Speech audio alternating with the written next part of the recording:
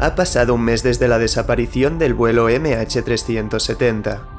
El gobierno malasio, con ayuda de una agencia de aviación australiana, está intentando esclarecer el lugar donde descansan los restos del avión que se desvaneció junto a sus 239 pasajeros. Y todo ello sin una caja negra que pueda dar las respuestas al enigma. Pero es precisamente esta búsqueda lo que hace que el FBI termine entrando en juego. Una mañana un agente recibe la llamada de su director, que le habla acerca del vuelo desaparecido. Al principio no entiende bien qué tiene que ver el FBI con un accidente aéreo que no estaba bajo jurisdicción estadounidense. Pero el director le dice que el equipo australiano que está liderando la búsqueda del avión se ha puesto en contacto con ellos porque sus investigaciones les han llevado a creer que el incidente puede estar relacionado con un acto terrorista. Al parecer, 2 de los pasajeros del vuelo eran iraníes con pasaportes falsos, por lo que la agencia australiana, activando la alerta terrorista, había notificado al FBI. De repente, al otro lado del mundo, los agentes estadounidenses habían recibido el cometido de descubrir las causas de esa desaparición que había paralizado el mundo, descubrir qué o quién había hecho que ese vuelo se desvaneciera sin dejar rastro.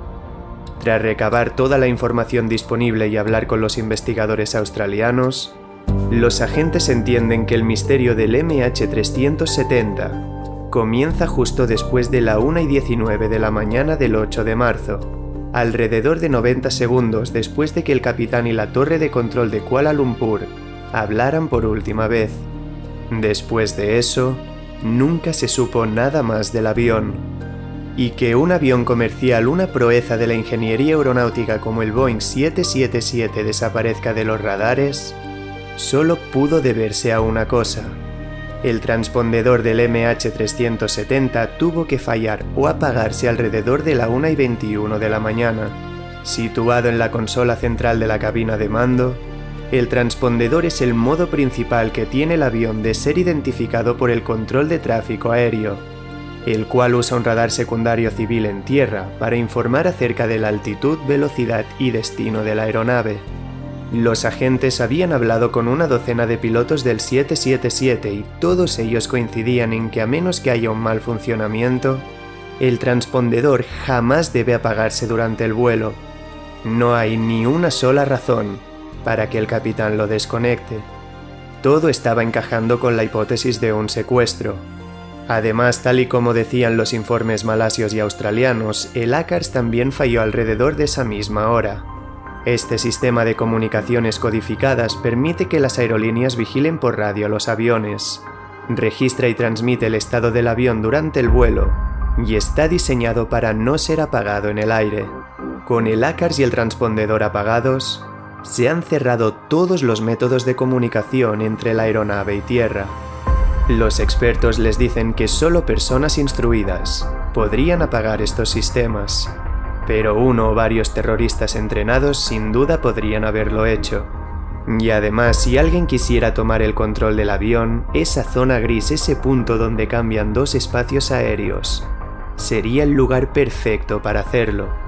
Sin embargo, desde el primer momento los agentes ven que hay cosas en la hipótesis terrorista que no encajan. En todos los secuestros de los que tenían registros había habido tiempo para que desde la cabina los tripulantes enviaran una señal de socorro. En el MH370 no hubo ninguna. Simplemente se hizo el silencio. Y ninguna organización terrorista se había proclamado la autora. ¿Qué sentido tenía preparar un secuestro y estrellar un avión si después no iba a usarse para generar presiones o enviar un mensaje? El instinto les decía que estaban yendo en la dirección incorrecta, y bastó estudiar a las 2 personas sospechosas para darse cuenta de que no pertenecían a ninguna organización terrorista y que no tenían ningún antecedente.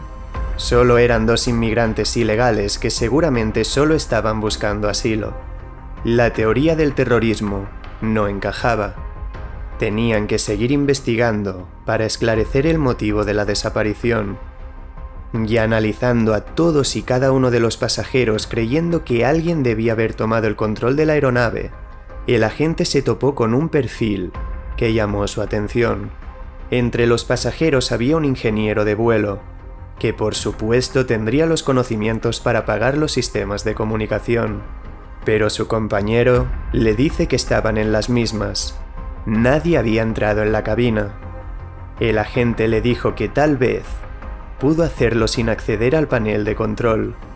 Los agentes australianos les habían dicho que antes de apagarse, el ACARS había transmitido la señal de que había habido interferencias en el sistema de entretenimiento a bordo.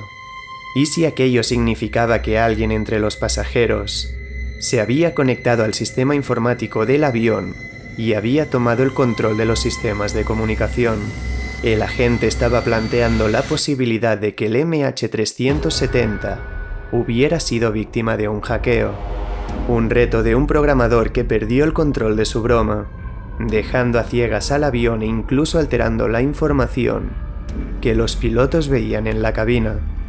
Sin embargo, los expertos en programación de la agencia les dicen que hackear el sistema informático de un avión es imposible, que están protegidos y que de ninguna forma podría accederse a los sistemas de comunicación a través del sistema de entretenimiento de los pasajeros. Ningún hacker podría apagar el transpondedor y el ACARS de una aeronave como el Boeing 777. Otra puerta, otra teoría para resolver el misterio, se estaba cerrando. En ese momento solo había una explicación a que esos dos sistemas de comunicación se apagaran. Los expertos les habían dicho que si se hubiera originado un incendio en el panel electrónico, justo debajo de donde se sientan los pilotos, el transpondedor y el ACARS habrían dejado de funcionar. Habiendo descartado el terrorismo y el hackeo, era la única opción que quedaba. Pero a pesar de las presiones para que cerraran la investigación desde el primer momento, el agente del FBI sentía que se estaban equivocando. De haber sido un incendio, el transpondedor y el ACARS se habrían desconectado a la vez, y ellos tenían información de que primero se apagó el transpondedor y un rato después, el ACARS.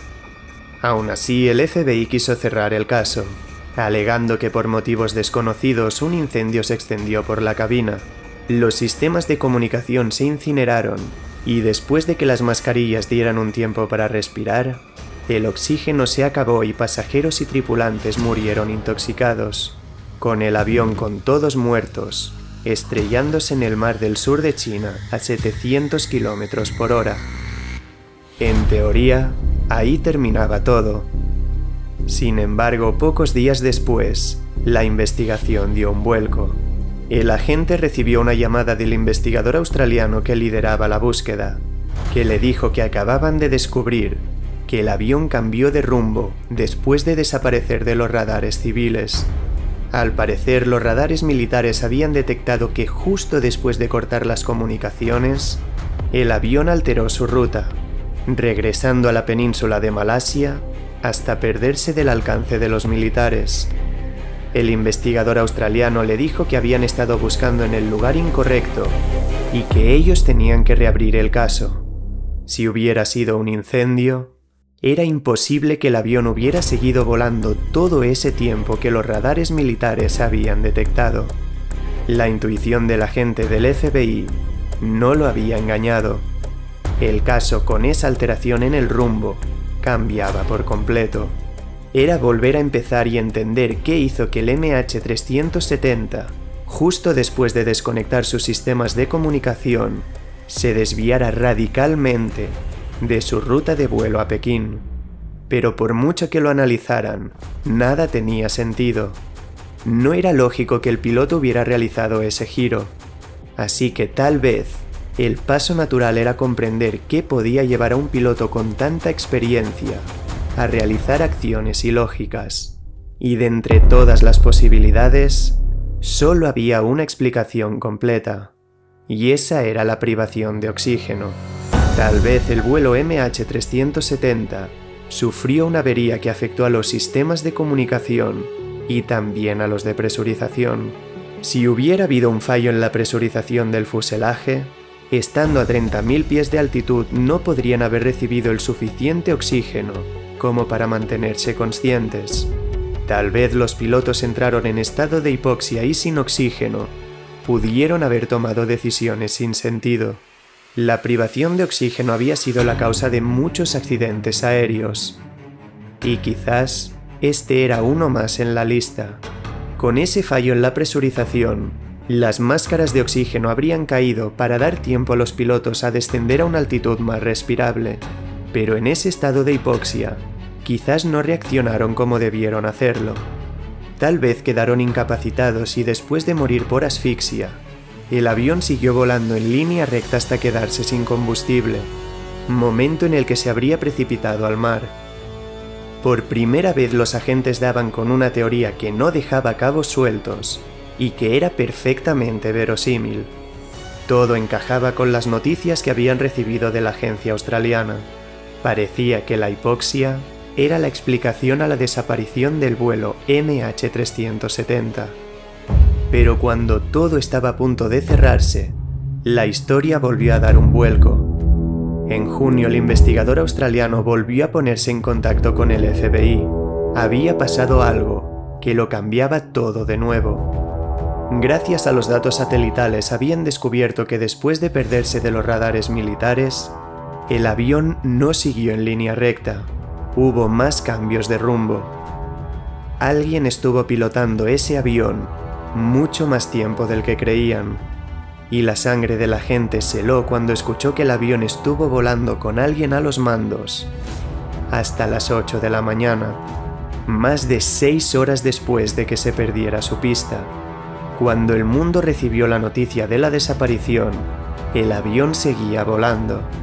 En Australia estaban reiniciando la búsqueda en otra región y ellos en Estados Unidos debían centrar la investigación en el que con todos esos datos era el único sospechoso que quedaba, el capitán. El investigador le explica a la gente que habían investigado la casa del piloto y que en ella habían encontrado un simulador de vuelo que supuestamente contenía una ruta sospechosa que terminaba al sur del Océano Índico, donde esas nuevas informaciones decían que podía haberse estrellado. Podía ser una señal de premeditación, pero no era evidencia suficiente, y ellos estaban demasiado volcados en la búsqueda de los restos, así que necesitaban que ellos arrojaran luz sobre esa presunta criminalidad del capitán. El FBI reanuda la investigación, centrándose ahora en Zaharie Ahmad Shah, el piloto de 53 años que, contando con más de 18.000 horas de experiencia de vuelo, estaba a los mandos del MH370 esa fatídica noche. Los agentes ven que se trataba de un veterano de 30 años con un registro impecable. Sin embargo, había rumores de que estaba pasando por momentos difíciles a nivel personal a raíz de un matrimonio fallido. Recibieron informaciones de que unas horas antes del vuelo, su esposa lo había dejado y se había llevado a sus hijos con ella a otra casa. Estaban empezando a florecer las ideas acerca de que Zaharie pudo cometer un asesinato en masa, suicidándose y llevándose consigo a las 238 personas que había en ese avión. Al fin y al cabo, era la persona con más poder en esa aeronave. Sin embargo, la familia negó todos esos rumores sobre su esposa, diciendo que eran totalmente falsos. Los agentes dieron el beneficio de la duda, pero hubo un hecho que no se les escapó. Zaharie era un importante activista político, un partidario fuerte y familiar lejano del líder de la oposición Anwar Ibrahim, político malasio que el viernes 7 de marzo, en un juicio con presuntas motivaciones políticas, fue condenado a 5 años de cárcel por el delito de sodomía. Se rumoreaba que Zaharie, unas horas antes de pilotar el MH370, había estado en el juzgado de Kuala Lumpur para el veredicto, algo que alimentó las sospechas de que secuestrara el avión para pedir su liberación, pero que terminó perdiéndose en el océano y condenando a las personas en el interior del avión. Sin embargo, los agentes creen que es ridículo que en un lapso de menos de 5 horas, Zaharie tomara la decisión de secuestrar el vuelo. No había ningún indicio más allá de esos rumores, elucubraciones de la prensa y presuntos indicadores de estrés en su voz para determinar que Zaharie fuera culpable, hasta que de nuevo, un descubrimiento lo cambió todo. Más de un año después de la desaparición, en julio de 2015, aparecieron los primeros restos del avión, a 4.000 kilómetros de la zona donde presuntamente se estrelló. En la costa de la isla de la Reunión al este de Madagascar, unas personas encontraron un flap del avión, esas estructuras en las alas que a bajas velocidades se despliegan hacia abajo para permitir el aterrizaje seguro. Al parecer, las fechas y los números de serie mostraban que pertenecían al vuelo MH370. Ese descubrimiento lo cambiaba todo, pues de todas las partes del avión que podían haber encontrado, esa era una de las que más información podía darles. Si los flaps estaban hacia arriba, quería decir que en el momento del impacto contra el agua, el avión estaba en velocidad de crucero. Si estaban hacia abajo, quería decir que en el instante del accidente, el avión estaba en modo de aterrizaje y, lo que es más importante, que alguien había activado esos flaps. No pueden extenderse por sí solos, no es un proceso automático. Alguien tiene que activar su bajada. Y finalmente el análisis forense determina que el avión, cuando colisionó contra el agua, lo hizo a baja velocidad. Los flaps estaban en posición de aterrizaje y no había ninguna señal de incendio. No se estrelló contra el mar como la teoría de la hipoxia predecía. Alguien al final del vuelo, 6 horas después de desaparecer, estaba controlando el avión. Este hallazgo ponía a Zahari aún más en el punto de mira. Tenían la evidencia de que una persona estuvo a los mandos del avión hasta el último momento. Los agentes ya no tenían nada más en lo que aferrarse. Solo podían esperar que sus investigaciones sirvieran para arrojar luz en el informe oficial presentado por el gobierno malasio. Pero cuando en 2018 publicaron el reporte oficial, no ofrecieron ninguna respuesta. 4 años desde el incidente, cientos de millones de dólares gastados, y era como si no hubieran intentado nada. Solo las mismas conjeturas que se sabían en 2014. Los familiares de las víctimas no obtuvieron ninguna respuesta, y los agentes vieron como todo su trabajo había sido totalmente ignorado por un gobierno que era evidente que estaba ocultando algo. Ya no había ninguna duda de que esa desaparición iba mucho más allá de un misterio de la aviación.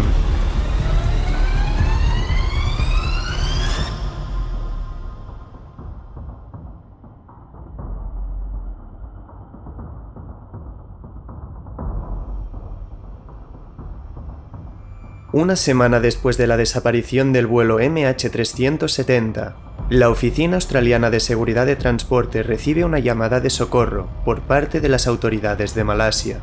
Tras 7 días de búsqueda en el mar del sur de China, no han encontrado absolutamente nada. Necesitan su ayuda para dar con los restos del avión, porque a pesar de que las esperanzas de dar con algún superviviente prácticamente han desaparecido, las familias de las víctimas no encontrarán la paz hasta que ellos no den con el avión. Por ello, un equipo de investigadores de accidentes aéreos de la oficina australiana empieza a reconstruir el incidente hasta el momento en el que el vuelo desapareció de los radares. El Boeing 777 pasó todas las revisiones de seguridad en el aeropuerto de Kuala Lumpur. A las 12:26 los 239 pasajeros ya habían embarcado en el vuelo de 6 horas hasta Pekín. Tras unas últimas comprobaciones, el avión está listo para despegar. Los investigadores en los registros ven que el vuelo despegó con normalidad a las 12:41 minutos. Hasta ese momento, no ocurre nada extraño. Ningún mensaje fuera de lo normal ni ninguna lectura que pueda preceder al desastre. A la 1:19 minutos el MH370 va a su velocidad de crucero a 35.000 pies, momento en el que sale del espacio aéreo de Malasia y entra en el de Vietnam. Los controladores malasios piden al capitán que se conecte al espacio aéreo de Ho Chi Minh, una ciudad del sur de Vietnam. Zahari confirma el mensaje, desea las buenas noches a los controladores y se desconecta. Esa es la última vez que alguien sabrá algo del MH370. El avión pasa 20 minutos sin conectarse al tráfico aéreo de Ho Chi Minh y los controladores vietnamitas siguen sin informar. No deberían haber tardado más de 3 minutos en hacerlo. Cuando finalmente informan al tráfico aéreo de Kuala Lumpur a la 1:38, ya es demasiado tarde. No hay forma de comunicarse con el avión. Eso era todo lo que los investigadores australianos tenían. Y todo apuntaba que una avería o un secuestro fallido habían hecho que tras desconectarse del tráfico aéreo, el avión se precipitara en ese mar del sur de China. Los superiores dicen al equipo que no tienen mucho más que hacer, que ese avión tiene que estar en algún lugar del mar y que es obligación de las autoridades dar los medios suficientes para cubrir esa búsqueda. Sin embargo, uno de ellos pide que le dejen seguir investigando, que en ese misterio debe haber algo más. Su superior le dice que no pueden rastrear nada más, que con el transpondedor y el ACARS apagados, ningún radar civil de ninguna zona de control aéreo pudo detectar el avión después de que se perdiera el contacto. Él le dijo que tenía razón, pero que había un lugar donde sí que podían encontrar respuestas.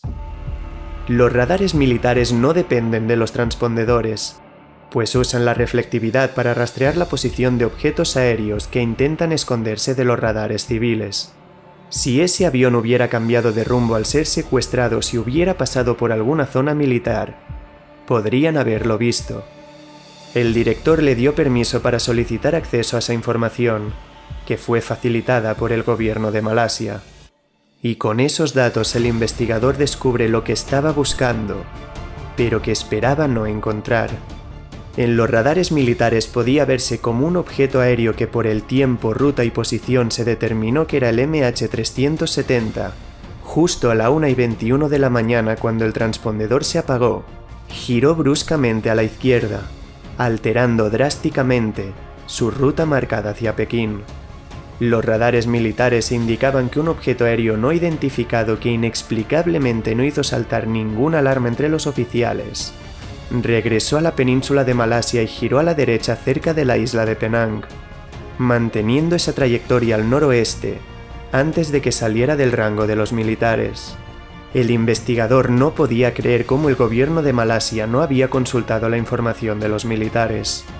El avión jamás sobrevoló el mar del sur de China después de desaparecer. Habían estado una semana buscando en el lugar equivocado. La agencia australiana se pone en contacto inmediatamente con las autoridades, pero están 2 días más sin escuchar, un tiempo en el que el equipo se da cuenta de que su descubrimiento demuestra que es muy probable que el incidente se deba a un acto terrorista, y cuando descubren que 2 de los pasajeros viajaban con pasaportes falsos, toda la historia cobra más fuerza. Y en este contexto, solo hay un lugar donde pueden pedir ayuda. El equipo llama a la División Especializada en Contraterrorismo del FBI, explicando sus hallazgos y pidiendo que investiguen el caso, pues es muy probable que alguien secuestrara el avión en nombre de una organización terrorista. Y tras dejarlo en manos de la agencia estadounidense, los investigadores continúan con su búsqueda. Finalmente, el gobierno de Malasia aceptó los datos del equipo australiano y abandonaron la búsqueda en el mar del sur de China. Los medios se movilizaron hasta el Golfo de Bengala y el Mar de Andamán, pero ya habían pasado 10 días desde la desaparición. La búsqueda no dio ningún fruto, y aunque creían que el fracaso se debía a todo el tiempo que habían tardado en llegar al lugar, el equipo continuó con la investigación. Fuera del rango de cualquier radar militar y con todos los sistemas de comunicación desactivados, ya solo quedaba una unidad que pudiera dar información. Y esa era el SATCOM, un equipo que se comunica automáticamente con los satélites espaciales que orbitan cerca de su ubicación. Revisando la información satelital descubrieron que el MH370 había establecido una conexión con el satélite F3 del Inmarsat. La información era esencial, ya que a pesar de que no iban a encontrar información acerca de su ubicación, sí que podrían saber cuánto tiempo estuvo volando después de desaparecer de los radares. Pero cuando el equipo obtuvo los resultados de los satélites, no podían creer lo que estaban viendo. El MH370 se había comunicado 7 veces con el satélite. Eso significaba que estuvo volando al menos 7 horas después de perder contacto con Tierra. Toda la investigación acababa de cambiar, El avión estableció un último contacto a las 8:19 de la mañana. Después de esa hora, ya no había nada. Cuando las noticias del avión desaparecido estaban expandiéndose por el mundo, el MH370 seguía en el aire, perdido en algún lugar del Océano Índico. Ante esta situación, el equipo debió rehacer toda la búsqueda. Establecieron 7 arcos, uno por cada intento de comunicación, y aunque esos datos no daban información de la ubicación de la aeronave, pudieron marcar una región probable en el último arco. Pero aún así, era una zona de 120.000 kilómetros cuadrados. En el equipo empezaba a hablarse del posible papel del capitán en aquel suceso, pues todo parecía indicar que alguien estuvo pilotando ese avión hasta las 8 de la mañana. Y todas esas sospechas se hicieron más fuertes cuando en casa del piloto se encontró un simulador de vuelo que presuntamente contenía una sospechosa ruta hacia el sur del Océano Índico, el lugar donde la información satelital indicaba que podía haber volado el avión en esas últimas horas. Aquello ya era suficiente como para que tuvieran que informar al FBI, pues sabían que estaban a punto de cerrar el caso, alegando que la privación de oxígeno por una despresurización fue la causa del incidente. Tenían que pedirles que centraran su investigación en el capitán, viendo si podía existir algún motivo para que cometiera un asesinato en masa. Después de dejarlo en manos de los agentes, el equipo siguió de cerca la búsqueda de los restos del avión en esa zona del océano. Su primer ministro Tony Abbott ya hablaba de ella como la más difícil en la historia de la humanidad. Un presagio del fracaso con el que se iban a topar. Pasaron los meses y no encontraron nada, hasta que en julio de 2015, más de un año después, el equipo escuchó que habían encontrado un flap del ala del avión en una isla de Madagascar. Era el primer avance que habían logrado en meses y una clave para determinar la supuesta autoría del capitán. Así que, de nuevo, el investigador habló con el FBI para que sus forenses analizaran ese resto de la aeronave, que tanta información podía dar acerca de si hubo alguien controlando el avión hasta ese último contacto a las 8 de la mañana. Tantos meses después parecía que la esperanza regresaba, pero solo fue un espejismo. Desde entonces, no hubo ningún descubrimiento relevante más. Y finalmente, en 2018, 4 años después del incidente, el gobierno de Malasia presentó el reporte oficial, donde no daban ninguna respuesta. La investigación estaba cerrada. El equipo vio que todo su esfuerzo no había servido para que los familiares de las víctimas encontraran la paz, sabiendo dónde descansaban sus seres queridos. Y no tuvieron ninguna duda que desde esa noche de marzo de 2014, las autoridades habían estado escondiendo la verdad. En esas horas que decidieron el destino de esas 239 personas a bordo de la aeronave, estaban las respuestas al mayor misterio de la aviación.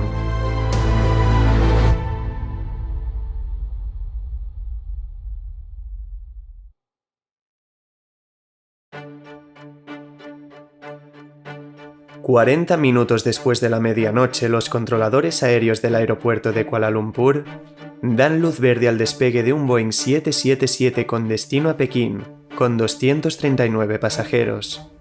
Comunicándose con los pilotos a bordo, no dan ninguna previsión alarmante para el vuelo de 6 horas. En ese momento, la aeronave inicia la maniobra de despegue con total normalidad. El vuelo MH370 sale del aeropuerto de Malasia, en dirección a China. El centro de control de tráfico aéreo mantiene las comunicaciones con el avión, hasta que a la 1:19 minutos el MH370 se acerca a la zona gris, la región de cambio entre dos zonas aéreas. Desde Kuala Lumpur se indica al piloto que realice la transición a la estación de Ho Chi Minh, en Vietnam. El capitán confirma la operación, desea las buenas noches y se desconecta del tráfico aéreo de Malasia. En el aeropuerto de Ho Chi Minh, esperan la conexión del vuelo. Un cambio rutinario que no toma más de unos pocos segundos. Pero pasan los minutos y el vuelo MH370 no se ha conectado a su tráfico aéreo. Saben que el piloto tiene un periodo de gracia de 5 minutos, pero esperan y esa conexión no llega. Incomprensiblemente tardan 20 minutos en intentar comunicarse con la aeronave para ver que todo esté correcto, pero al intentar hacerlo, no hay respuesta. El transpondedor y el ACARS del avión están apagados. Todas las alarmas se encienden, pero esos 20 minutos que han tardado en reaccionar ya no pueden recuperarse. A la 1:38 finalmente llaman al control de tráfico aéreo de Kuala Lumpur, diciendo que han perdido al vuelo MH370. En ese instante, como marca el protocolo, se convoca un comité de crisis, y la ministra de Transporte es alertada de la situación. Un avión comercial acaba de desaparecer de los radares. Pero en otra decisión incomprensible, la aerolínea de Malasia no actúa hasta las 2 de la mañana, 20 minutos después de la llamada de socorro de Vietnam, y lo hace cometiendo errores que no tienen ningún sentido. Un empleado dijo al centro de control de tráfico aéreo cercano que a las 2:03 la aeronave estaba en el espacio aéreo de Camboya, y a las 2:15 y a las 2:35 lo repite, dando incluso coordenadas. No fue hasta las 3:30 de la mañana que la aerolínea se dio cuenta de que estaban basándose en proyecciones de vuelo y no en la ubicación real del avión. Ya habían pasado casi 2 horas desde la pérdida de contacto. 2 horas en las que el avión había estado volando invisible a todos los radares. A todos, excepto a los militares. El vuelo MH370 voló casi directamente por encima de la estación de radar militar de Malasia. Esa noche al menos 5 oficiales vieron que durante 40 minutos un objeto no identificado estaba atravesando la península. Inexplicablemente, ninguno de ellos hizo saltar la alarma. Infringieron todos los protocolos y no enviaron cazas a investigar el objeto, cuando con una simple llamada podrían haberlos enviado y escoltar el avión hasta tierra. Y a pesar de la gravedad de la situación, la aerolínea de Malasia realizó un solo intento de llamar al avión por teléfono satelital, y lo hizo a las 2:40. E increíblemente pasarían otras 2 horas antes de que Kuala Lumpur activara la señal de búsqueda aérea y salvamento. Esperaron hasta las 5:30 de la mañana, casi 4 horas después de la desaparición. 1 hora después, a las 6:30, se esperaba el aterrizaje del MH370 en Pekín, y como era de esperar, no apareció. Y en esa sucesión de acontecimientos sin sentido, la aerolínea no se pronuncia hasta 1 hora después, y lo hace con una publicación en Facebook. Un comunicado diciendo que han perdido contacto con el MH370. Al poco tiempo, los familiares empiezan a llegar al aeropuerto y más de 300 agencias de comunicación se movilizan para cubrir una noticia que no tenía ningún sentido. 2 centros de tráfico aéreo y una fuerza militar habían perdido un avión comercial con 239 personas a bordo. La incertidumbre se convierte en desesperación al tiempo que los medios de comunicación de todo el mundo hablan ya del MH370 como la más extraña desaparición de la historia de la aviación. El gobierno de Malasia inicia las comunicaciones con la aerolínea, en unas conversaciones que fueron confidenciales y sobre las que no podemos hacer más que especular. Pero mientras las familias estaban desesperadas por respuestas, todo lo que hicieron las autoridades fue iniciar una búsqueda en el lugar equivocado por más de 1 semana. No fue hasta que la agencia australiana intervino que empezó a esclarecerse la desaparición, pero ya era demasiado tarde. Nadie sabe qué presiones políticas entraron en juego, qué ocultaron las autoridades o por qué los militares no actuaron cuando vieron ese objeto no identificado sobrevolando la península. Al parecer nadie se dio cuenta del cambio de dirección de la aeronave que alteraba toda la investigación. Una investigación que se alargó meses y años, hasta que en 2018, y desestimando prácticamente todos los avances realizados por los investigadores australianos y el FBI, el gobierno de Malasia cerró el caso En una rueda de prensa considerada por muchos como un despropósito, presentaron un reporte oficial que no daba ninguna respuesta. Todo lo que obtuvieron esas familias, que rezaban por saber por fin dónde descansaban sus seres queridos después de 4 años, fue un mensaje de la ministra diciendo que a pesar de que se cometieron pequeños errores en el manejo de la crisis, estos se solucionaron rápidamente y que gestionaron el suceso extremadamente bien. Y han mantenido este discurso hasta el día de hoy, porque a pesar del esfuerzo de aquellos que dedicaron parte de su vida a dar esperanza a los miles de familiares que no saben qué fue de sus seres queridos, hay quienes no quieren que el misterio se resuelva. Esa es la frustración, sentir que cuando la verdad se quiere ocultar, esta es más difícil de encontrar que cualquier caja negra.